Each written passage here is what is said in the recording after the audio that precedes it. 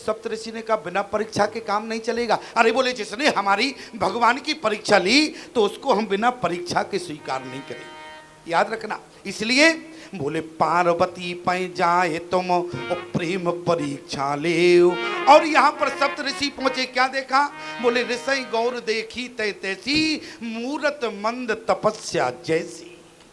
ऐसे बैठी हैं जैसे यहाँ पर माताएं विराजमान हैं।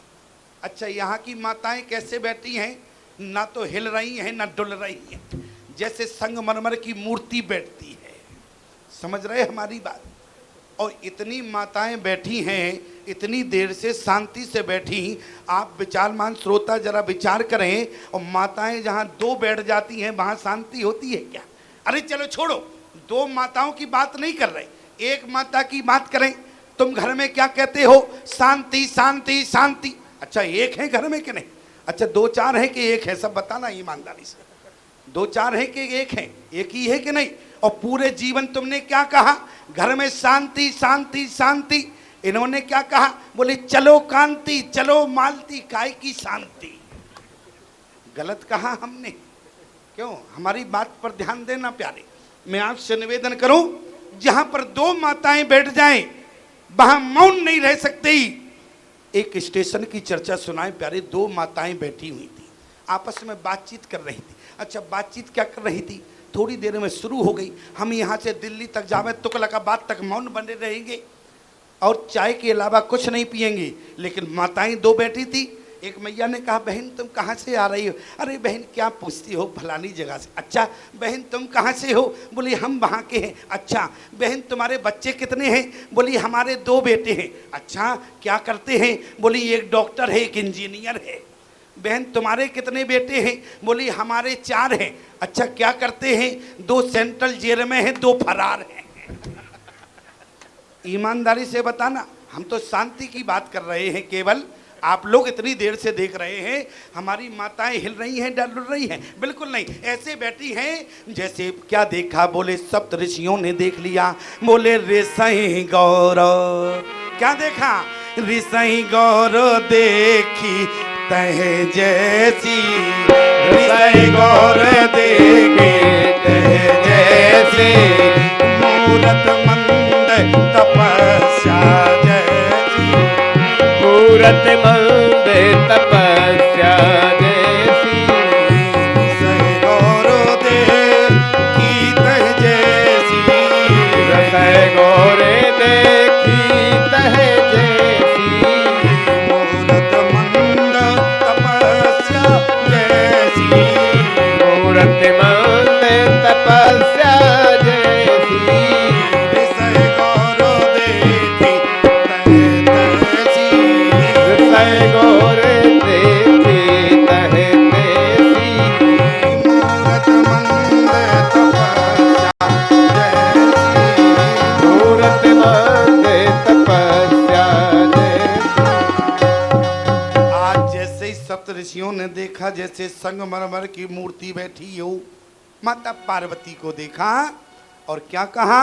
बोले के ही अवराध का तुम चय हो, ओ हम सनसत मरम किन कहो। पूरी सत्य बात बताना, तपस्या किस लिए कर रही हो? देखो पार्वती ने कैसा उत्तर दिया। पार्वती जी समझ गई ये सप्तऋषि हमारी परीक्षा लेने आए। जैसे मान लो आप किसी की परीक्षा लेने जाओ और वो पहले ही कह देवे कि हम बुद्धि से पैदल हैं, तो क्या परीक्षा खाक लोगे क्या? क्यों? जैसे वो कह दे कि हम बुद्धि से पैदल हैं, हम बुद्धिहीन हैं, तो क्या परीक्षा लोगे? ईमानदारी से बताना। माता पार्वती ने क्या कहा?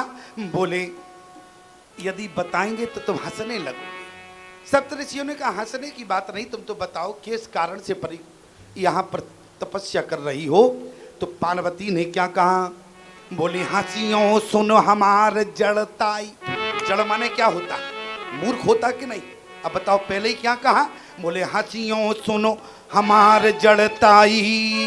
अब बताओ जो व्यक्ति अपने आप को मूर्ख कह रहा हो और तुम उसकी परीक्षा लोगे तो तुम महामूर्ख हो जाओगे। क्यों? मूर्ख आदमी कहे हम मूर्ख हैं और मूर्ख आदमी की तुम परीक्षा लोगे तो तुम महामूर्ख हो। यदि वो मूर्ख है तो तुम महामूर्ख हो। यहाँ पर सप्तऋषियों ने क्या कहा?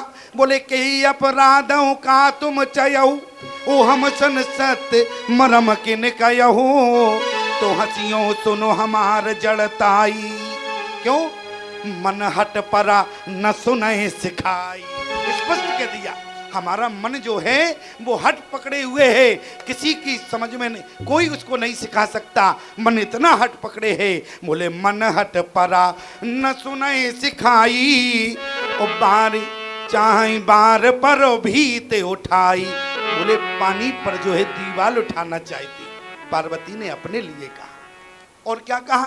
बोले देखो मुनि अविवेकी हमारा, चाहो सदा शिवई भरतारा।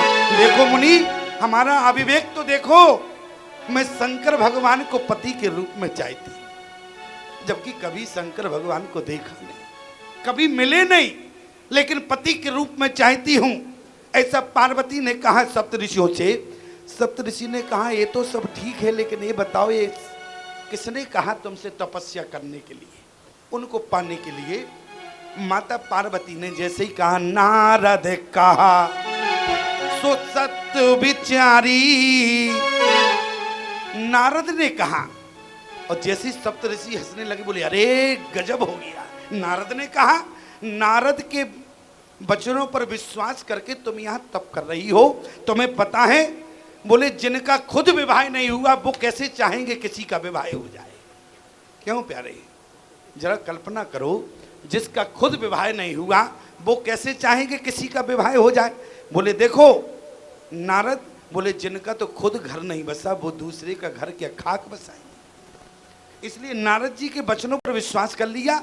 देखो बोले दक्ष सुतई उपदेश जाई, तिनकर भवन न देखा जाए। बोले दोबारा लौट कर नहीं आए, तिनकर वचन मान विश्वासा, तुम चाहो पति सहज उदासा। ऐसा पति चाहती हो? बोले निर्गुर निलज कुबेश कपाली अकुलो अगे दिगंबर ब्याली। ऐसा पति चाहती हो? तो पार्वती ने कहा वो तो सब ठीक है, जरा शांत रहो। क्यों? बोले मैं तुम्हारे लिए और बताऊंगा, पर यदि हमारी बात मानो, शिव जी तुम्हारे लिए ठीक नहीं है, हम दूसरे बताते हैं। बोले कौन? बोले श्रीपति पुर बैकुंठ निवासी। कैसे? बोले अति सुंदर सोची अरि सुखद सुशीला, गावई वेद जास जस लीला, दूषण रहत सकल गुण खानी। इसलिए कोई दोष नहीं है, श्री और बैकुंठ के अधिपति हैं, इसलिए तुम चाहो तो तुम्हारा विवाह हम नारायण से करा देंगे। हम लोग नारायण से जाके प्रार्थना करेंगे, इसलिए नारायण से शिव जी में कुछ नहीं रखा। लेकिन जो पार्वती ने उत्तर दिया प्यारे, वो याद रखना, पार्वती ने अपने इष्ट के प्रति और गुरु के प्रति वो विश्वास रखा, और जो व्यक्ति अपने परमात्मा इष्ट के प्रति और गुरु के प्रति विश्वास रखाता है प्यारे, तो नोट कर लेना हमारी बात को, जीवन में सफलता उसी के कदम चूमती है जो गुरु पर विश्वास रखा है और जो परमात्मा पर विश्वास रखता है। मैं आपसे निवेदन करूं, यदि माता पार्वती कहीं सप्तऋषियों की बातों में आ जाती तो बहक जाती कि नहीं? अच्छा सप्तऋषि क्या कमजोर है? सप्तऋषि क्या कमजोर है? लेकिन इसके बाद भी माता पार्वती ने क्या कहा? बोली क्या कहें आपसे, जो तुम मिलते हो प्रथम मनीषा और सुनते हो कि तुम्हारा धरती। यदि तुम नारद जी से पहले मिले होते तो हम तुमको गुरु बना लेते, लेकिन अब तो हमारा गुरु बन चुका है और वो भी नारद है, और गुरु के वचन प्रतीत न जेई, सपने उस सोगम न सुख सिद्ध जेई। और जिन्हों को अपने गुरु के वचनों पर विश्वास नहीं होता, याद रखना रामचरितमानस का सिद्धांत कहता है, जिन्हें अपने गुरु के वचनों पर विश्वास नहीं होता जीवन में सुख उन्हें नहीं मिलता, जीवन में दुख ही दुख मिलता है। जिन्हें गुरु के वचनों पर विश्वास होता है उन्हीं के घर में सुख जाएगा। आज व्यक्ति कहते हैं स्वामी जी हम बहुत परेशान हैं, दुख का कारण क्या है? आपके अंदर कहीं ना कहीं विश्वास की कमी है। जिस दिन विश्वास हो जाएगा प्यारे, उस दिन तुम्हारे सारे दुख समाप्त हो जाएंगे। मैं आपसे निवेदन करूं, यहाँ माता पार्वती ने केवल एक ही बात की, क्या बोले, तजहु नारद करो उपदेशु, आप कहीं सत बार महेशु।